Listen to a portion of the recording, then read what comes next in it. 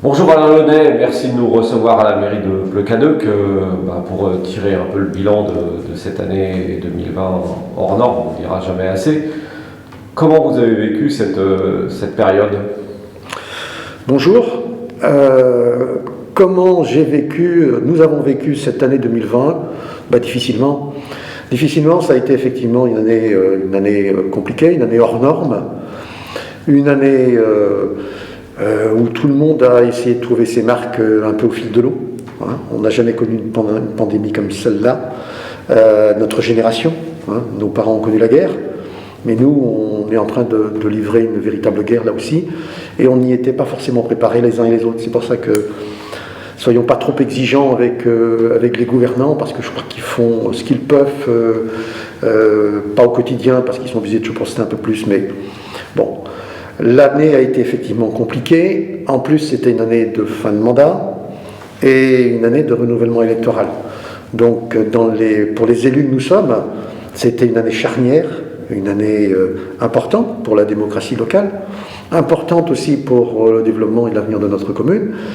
Et le résultat a été que, depuis bientôt un an, avec le confinement, les restrictions, les gestes barrières, on est resté un peu, pas chacun de son côté, mais on n'a jamais échangé comme on échangeait auparavant.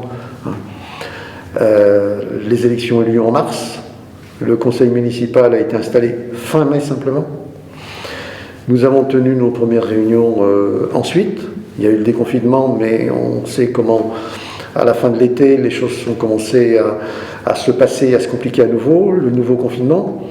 Donc le résultat, c'est que là, nous sommes dans la mairie, salle des mariages, salle du conseil municipal.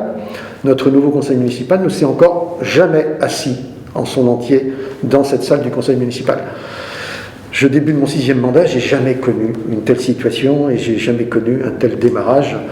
Et un démarrage aussi, sans doute pas simple. Alors, ceux qui sont là depuis longtemps, qui ont l'expérience, ils ont leur marque, même si on les cherche un peu tous les jours, comme je le disais. Mais les nouveaux qui arrivent, comment voulez-vous qu'ils s'installent? Comment voulez-vous qu'ils aient l'impression de se sentir dans une équipe qui va réfléchir, qui réfléchit et qui est en charge de la gestion de notre commune, puisqu'on a été désigné comme tel, et en charge aussi des projets, donc de l'avenir. Comment on peut se projeter ensemble quand on ne peut pas se réunir là où on doit se réunir et échanger normalement. On n'a jamais eu non plus un seul moment de vraie convivialité au sein de cette nouvelle équipe. Et pourtant, l'important, là on s'en rend bien compte avec la crise, c'est l'humain. Et on réussit les choses quand on se met en équipe et qu'on se sent tous des humains responsables et respectueux les uns des autres. Ce n'est pas le cas. Et malgré tout, il y a quand même eu des choses qui ont été faites sur cette année 2020. Oui, bien évidemment. Il y avait une équipe en place qui a continué à travailler dans des conditions difficiles à la fin, mais jusqu'au bout quand même.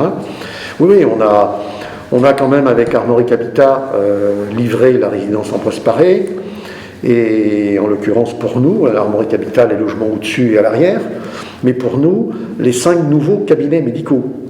Rue Pasteur, nous avions les anciens cabinets médicaux d'un côté, trop courts, puisqu'il n'y avait que 2 places, et nous avons les nouveaux en face à droite, où nous avons 5 cabinets médicaux, dont 4 sont déjà occupés par des médecins, dont 3 jeunes médecins. Et le 5e, on verra ce qu'on en fait, mais en tout cas pour l'avenir, il peut être précieux.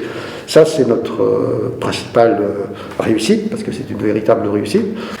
On a aussi livré un local communal partagé, alors mis à disposition pour une petite partie pour un local de stockage à la JO Cyclo, mais surtout à la société de chasse qui attendait ce local depuis au moins 10 ans, un local qui leur permet de dépecer les animaux sauvages qu'ils ont réussi à attraper lors de leur battue. Et à ce sujet, on est très heureux d'avoir une société de chasse qui fonctionne, parce que qui chasserait ces fameux animaux, les chevreuils, les sangliers, qui font tant de dégâts dans notre nature et qui se développent de façon quasi exponentielle. Donc on a livré ce local, à côté du terrain des sports. Et on a fait, comme chaque année, un gros programme de voirie. Celui-là, on l'a fait entièrement. On met chaque année sur la voirie plus de 100 000 euros en entretien de nos chemins, essentiellement dans la campagne. Et ce programme-là, on l'a aussi réalisé en 2020. Donc c'est pas une année sans, c'est quand même une année intéressante. Mais il est vrai. Il y a eu des actions menées aussi, je pense à celle en faveur du commerce local, avec la pose de panneaux. Donc il y a eu une activité. Il y a eu, en plus d'investissements concrets, il y a eu des actions d'animation, de développement, de soutien, effectivement. Vous avez raison, la principale, ça a quand même été, compte tenu du confinement, compte tenu du classement de certains de nos commerces et services dans la catégorie essentielle, donc ceux-là, ils n'ont pas de problème pour survivre, et puis les autres qui sont dans les catégories non essentielles, et pour lesquels, si la situation perdure, on peut avoir des inquiétudes. Donc pour ceux-là, mais pour les autres, parce que c'est un tout. Si on a beaucoup de commerces et de services à Ploucadoc, et c'est le cas, il faut que tous réussissent à survivre, puisqu'on sait très bien que plus il y a d'offres dans un secteur, même concurrentiel parfois, plus les clients viennent. Hein. On a 4 médecins, comme je disais, mais on a 20 paramédicaux, et on a une douzaine de commerces également. Et tous, il faut qu'ils vivent pour que la commune de Ploucadoc ait une attractivité, mais aussi d'abord des services pour les gens qui sont là. On l'a bien vu pendant les confinements, les commerces de proximité ont été très précieux. D'ailleurs, il ne faut pas que les gens oublient que quand on est confiné et qu'on ne peut pas aller trop loin et dans n'importe quelles conditions, on a à notre porte tout ce qu'il faut pour vivre à Ploucadoc. Donc effectivement, on a fait une action avec des banderoles à l'entrée à chaque entrée du bourg, au pied de chaque commerce, et des banderoles sur lesquelles on a dit Ploucadoc soutient ses commerces et ses services, je fais vivre l'économie locale. Alors, c'est pas un ordre, c'est un conseil, c'est une suggestion. Les gens sont libres d'aller faire leurs courses où ils veulent, mais nous, élus, nous considérons que, compte tenu de ce que l'on a à Ploucadoc, qu'on est bien content d'avoir, il faut penser les faire vivre. Et puis il ne faut pas oublier, à l'issue des confinements, que nos commerces et services ils sont toujours là. Et que, dans la durée, ce serait bien de penser à continuer à les faire vivre. Donc on a fait cela, effectivement. On a aussi, pour les aider, on a mis à l'entrée de chaque commerce, on a mis des distributeurs de gel en entrée de commerce pour que les conditions sanitaires soient maximales pour tous et que ça puisse aussi leur donner un coup de main. Et donc maintenant on est au tout début de l'année 2021, il y a des projets pour les mois qui viennent? Oui, nous avons effectivement beaucoup de projets, des projets qui avaient pour une bonne partie déjà été initiés par l'équipe précédente, dont je salue le travail d'ailleurs, et la nouvelle doit se les approprier, la nouvelle équipe a commencé à les approprier, mais il y a eu des réunions de conseil bien sûr, dans la grande salle, très éloignée comme je le disais, des réunions de commission. Mais demain matin, nous nous retrouvons en réunion informelle pour discuter des différents projets que nous avons. Bon, il y en a plus de 10, même plus de 12, mais il y a des projets plus ou moins prioritaires. Donc il faut que la nouvelle équipe, effectivement, comprenne bien de quoi il s'agit, se les approprie, et qu'on fasse un ordre de priorité. Parce que là, on vient déjà de passer quasiment, de consommer une année de mandat, on ne l'a pas vu passer, il n'en reste plus que 5, et je sais par expérience qu'un mandat passe vite, a fortiori celui-ci. On est tellement dans les difficultés au quotidien, tellement pris par les positions, les décisions qu'il faut avoir au fil de l'eau, c'est un peu le rôle des élus, mais que le temps passe encore plus vite. Et 5 ans pour réaliser ce qu'on prévoyait de réaliser, ce sera extrêmement court. C'est toujours trop court parce que ça passe toujours très vite. Donc demain, effectivement, on va sûrement confirmer que nos 2 ou 3 projets prioritaires, puisqu'ils sont sur les rails, ils sont prêts à démarrer, vont démarrer. C'est la rénovation complète et l'extension du restaurant scolaire, puisque nous avons plus de rationnaires. Nous n'avons que 110 places actuellement dans ce restaurant. Nous voudrions avoir 140-150 places de rationnaires. Donc nous allons le rénover et l'étendre. C'est un projet important, c'est un projet qui avoisine le 1 million d'euros, mais c'est un projet qui s'inscrit dans la durée. C'est un projet pour la jeunesse, c'est un projet pour les enfants, donc c'est un projet pour l'avenir. Et donc nous avons aussi un certain nombre de subventions, même des subventions relativement importantes, Pour son financement, nous allons contracter un emprunt très probablement d'1 million d'euros parce que nous ne sommes pratiquement pas endettés, pratiquement pas. Donc nous pouvons nous permettre de faire cet emprunt à des conditions de taux exceptionnellement bas encore, historiquement bas toujours, en dessous du taux de l'inflation. Donc effectivement, en profiter pour contracter un emprunt qui nous aidera aussi à financer le deuxième projet prioritaire, qui est la liaison vélo-piéton de la gare, c'est-à-dire de la voie verte, au bourg, au cœur du bourg. C'est 2 km de chemin que nous allons créer ou conforter pour une partie, et chemin qui permettra de venir effectivement d'attirer à Plecadoc des gens qui pratiquent la voie verte, et aussi à tout un chacun, les jeunes, les moins jeunes, les papis, les mamies avec les petits-enfants et tout le monde, on pourra aller en toute sécurité du bourg à la voie verte et s'épanouir à travers nos bois et forêts là-bas. Donc ça, c'est notre deuxième projet. Il y a aussi, bien sûr, comme je disais tout à l'heure, un programme de voirie important, de plus de 100 000 euros, d'entretien de la voirie dans la campagne, et aussi de petits travaux sur les réseaux, notamment réseau d'eau pluviale dans la campagne. Ça, ce sont nos 3 premiers projets, mais il y en a beaucoup d'autres qui vont être discutés demain.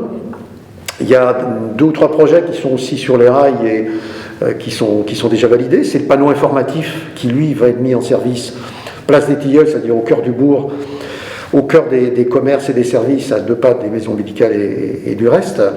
Un panneau sur lequel on pourra avoir les informations municipales, les informations associatives, et il y aura aussi une application qui permettra de les avoir sur nos iPhones ou smartphones. Donc c'est quelque chose d'intéressant. On refait aussi notre site internet et on a ouvert une page Facebook compte tenu du contexte un petit peu plus difficile. Donc ça, c'est validé, ça va se faire rapidement. Et puis il y a plein d'autres projets à l'étude. Mais il y a un autre projet sur lequel je voudrais insister qui va aussi commencer à démarrer cette année. C'est le projet de crèche associative d'entreprise, initié donc par le chef d'entreprise. Le premier à m'en avoir parlé il y a 2 ans et demi, c'est Jacques Pidou, le patron de BCF, qui, comme ses collègues de la CAP, de la SARIC et les autres, les principales entreprises, mais aussi des artisans, cherchaient et cherchent encore des salariés et vont continuer à en chercher, et avaient beaucoup de difficultés à recruter. On a tous vu les panneaux qui ont fleuri au bord des routes, recrutons, enfin, etc. Finalement, le projet a été mis sur les rails, les chefs d'entreprise se prennent en charge, ont créé une association à Rue-Gallet, les enfants en breton, et au cœur du bourg, et je remercie encore les propriétaires de terrain qui ont bien compris l'intérêt de créer cette crèche de 35 places à 50 mètres de la boulangerie, donc des commerces, en face de l'école et du centre de loisirs, d'où des mutualisations, non seulement de parking, mais aussi des actions pour créer une crèche bilingue, en l'occurrence d'ailleurs. Il y aura des anglophones, des salariés anglophones aussi dans cette crèche, supportée par une association, la commune mettant à disposition ce terrain. Ce terrain, donc, qui fait l'objet d'un échange avec la famille propriétaire. Et ce projet va démarrer, puisque le bornage doit avoir lieu cette semaine, et d'ici le printemps, le projet va vraiment être architecturellement défini. Donc ça, c'est un très beau projet que la commune ne va pas porter, mais que la commune encourage à travers la mise à disposition d'un terrain et puis les échanges permanents que nous avons avec les entreprises. Vous parlez d'entreprise, quelle est la santé économique de la commune ? Les principales entreprises dont on parle d'abord en priorité, parce que c'est les plus grosses pourvoyeuses d'emploi, vont plutôt bien. On peut les féliciter et les remercier, tant les dirigeants que leurs salariés, qui les font tourner au quotidien, parce que pendant cette crise sanitaire et les confinements, elles ont réussi à travailler à 98%, donc ce qui est quand même pas mal. Continuer à travailler, alors dans des conditions un petit peu plus compliquées souvent, en ayant dû s'adapter. Elles se sont adaptées, les plus grosses se sont adaptées, les moins grosses aussi. Les plus importantes, et là je parlerai seulement de BCF, CAP et la SARIC, elles ont des projets de développement. BCF a un gros projet de développement, vient de terminer la construction de sa 2e tour de séchage, Cap a aussi des projets de développement dont on parlera prochainement. Et la SARIC, c'est déjà concret. Nous étions ensemble, d'ailleurs, avec le préfet du Morbihan il y a quelques semaines. La SARIC a un projet de développement de près de 4 millions d'euros et qui a eu 800 000 euros de subventions au titre du plan de relance et qui avait déjà, des dernières années, rapatrié de la région nantaise les effectifs qu'elle avait là-bas et la production, et qui conforte ici son site de Plecadoc, SARIC qui doit acheter un morceau de terrain supplémentaire pour prévoir son avenir à moyen terme et à long terme. Donc ça, ce sont les principales entreprises, mais je pourrais citer Alkern, qui a aussi un projet de développement, et toutes les autres qui sont bien présentes sur notre territoire, à 8, 10, 12 salariés, et qui donnent de l'activité au quotidien, des flux. Et les flux, ça fait la vie économique, ça fait la vie sociale, ça fait la vie de nos commerces. Donc, économiquement, notre commune se porte plutôt bien. Le bémol que je mettrais, comme j'ai dit tout à l'heure, il y a eu les commerces et les services essentiels qui ont pu continuer à fonctionner, et il y a eu les non essentiels pour lesquels ça peut être un peu plus compliqué. Je pense au restaurant, par exemple, la Maison du Puy. On a des jeunes restaurateurs qui ont repris début juillet, qui ont eu un été meilleur que ce qu'ils avaient envisagé, mais un été quand même qui n'a pas été ce qu'étaient les autres étés, et puis qui ont eu rapidement un nouveau confinement. Et qui là sont simplement dans la vente à emporter. Pour des jeunes qui reprennent une affaire, ils gardent le moral, ils sont optimistes, et j'espère bien, et je pense qu'ils vont continuer ils vont conforter leur installation. Il y a aussi les bars, nos bars, qui eux sont fermés, je pense qu'ils sont fermés encore pour un bout de temps, qui font l'activité tabac-presse pour l'un et qui font de la pizza emportée pour les autres. Mais pour le premier, ça va aller. Pour le deuxième, je pense que ça va aller aussi, mais ce sera plus difficile. Il y a aussi la petite fripe, il y a l'esthéticienne, il y a le salon de coiffure. Je pense qu'ils vont arriver à survivre, puisqu'ils sont bien repartis. S'il y a un troisième confinement, comme on nous l'annonce, j'espère qu'ils tiendront le coup, et je pense qu'ils tiendront le coup. En tout cas, c'est notre volonté que chacune de nos entreprises artisanales, commerciales, de services, agricoles aussi, parce qu'on ne parle pas de l'agriculture, mais l'agriculture, il ne faut pas l'oublier, c'est quand même aussi un pan important de l'activité sur notre commune. On ne le voit pas parce que c'est à travers la campagne et chacun est un peu dans sa ferme ou sur ses terres, mais ils sont drôlement importants pour la vitalité de notre campagne et l'entretien aussi de nos paysages. Donc il ne faut pas les oublier non plus, et on ne les oublie pas. Plecadoc, c'est une commune qui a une vie associative importante, avec un grand rendez-vous tous les ans, qui est celui des jumeaux, des 2 et plus. Et comment va le monde associatif dans ce contexte sanitaire un peu compliqué ? Effectivement, une commune sans ces associations ne serait pas aussi agréable, aussi vivante qu'elle peut l'être, et en particulier à Plecadoc. Effectivement, nous avons 35 associations à Plecadoc. Toutes sont actives. Beaucoup organisent des manifestations de différentes tailles à leur mesure, et certaines organisent des grosses manifestations, entre le comité des fêtes qui a au moins une demi-douzaine de manifestations tout au long de l'année, donc qui rythme notre année. La RMC qui fait aussi beaucoup parler d'elle et de Plecadoc. Effectivement, l'association des 2 et plus qui organise la fête des jumeaux, etc. Je pourrais signer l'exposition des crèches, qui à une époque où il ne se passe pas grand-chose, sauf qu'on fête Noël et le jour de l'an. L'exposition des crèches, ça raccroche les gens à leurs racines, à la vie, ça fait travailler des gens ensemble. Tout ça, ça n'a pas pu avoir lieu. Tout ça a été annulé pour 2020. La question, c'est quid de 2021 ? Qu'est-ce qu'on va réussir à faire en 2021 ?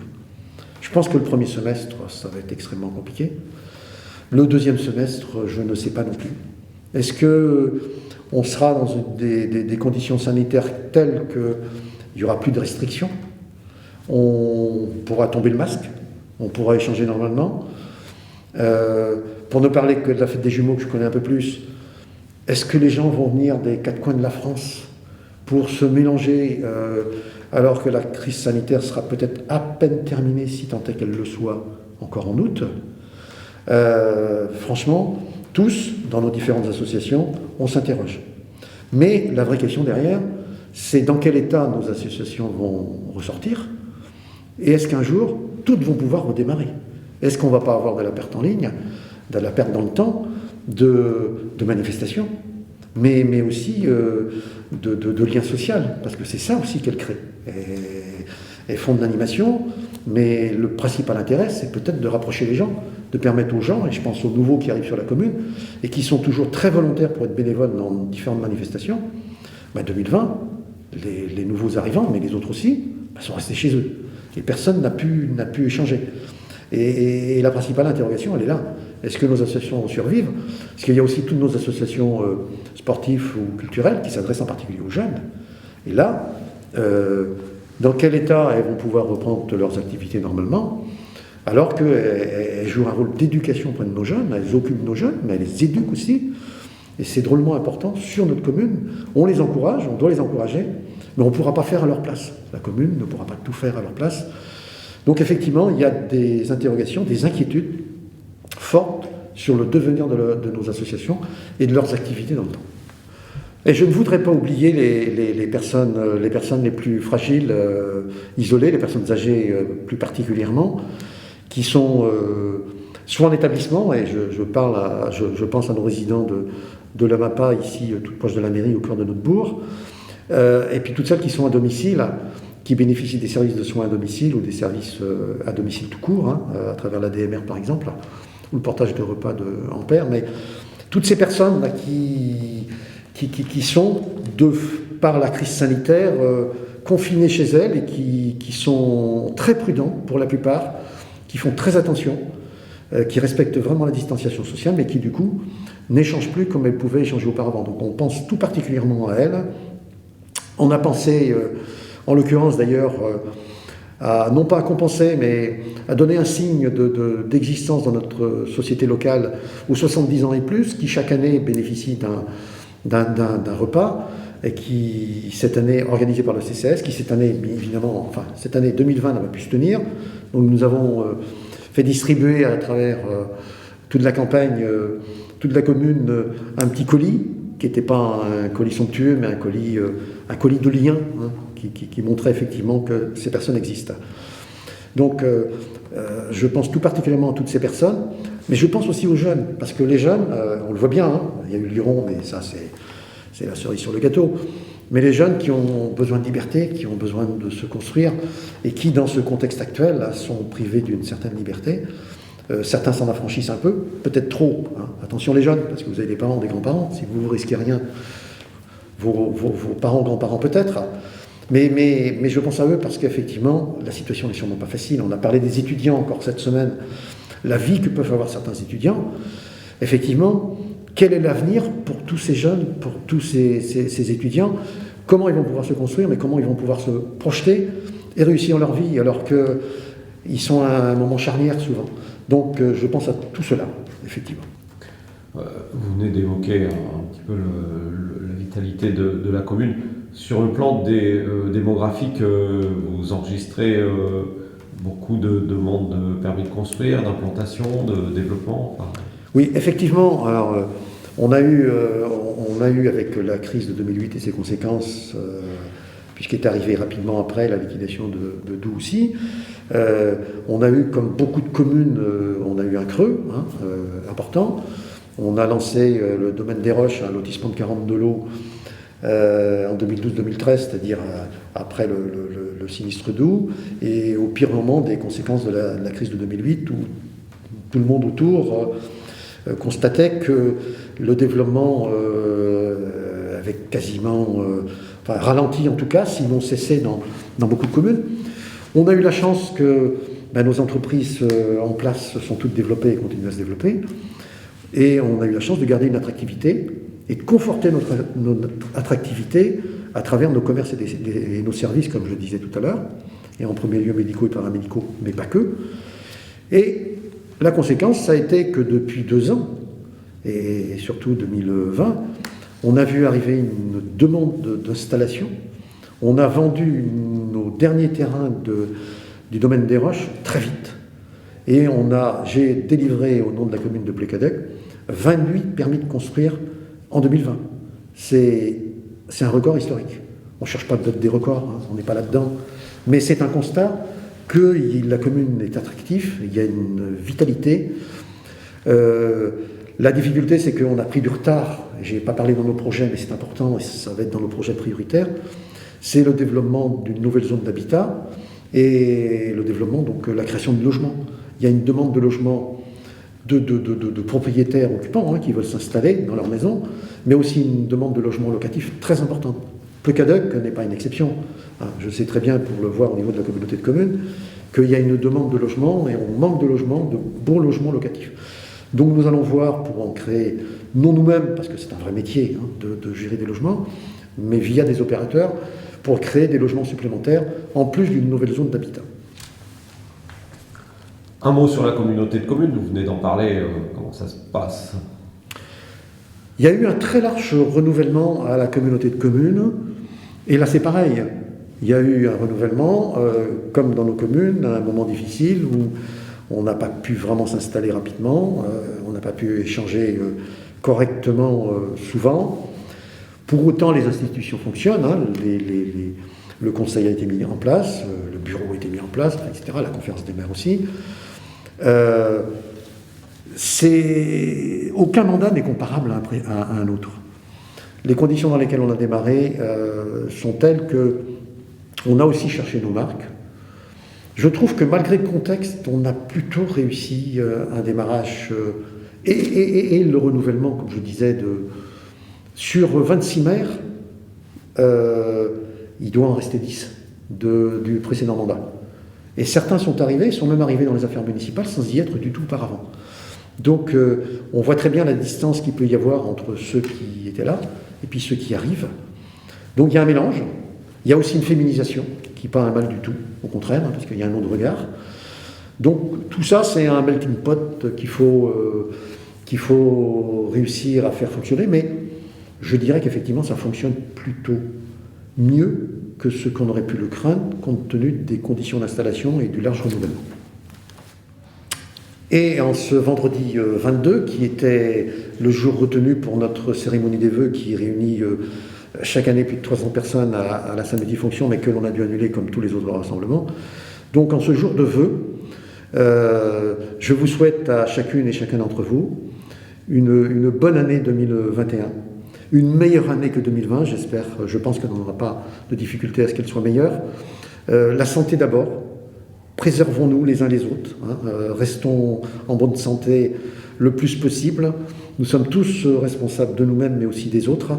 Et puis du bonheur, des réussites, mais surtout beaucoup de paix et de sérénité, qu'on puisse avoir des perspectives les uns et les autres, des perspectives, des projets. Bonne année.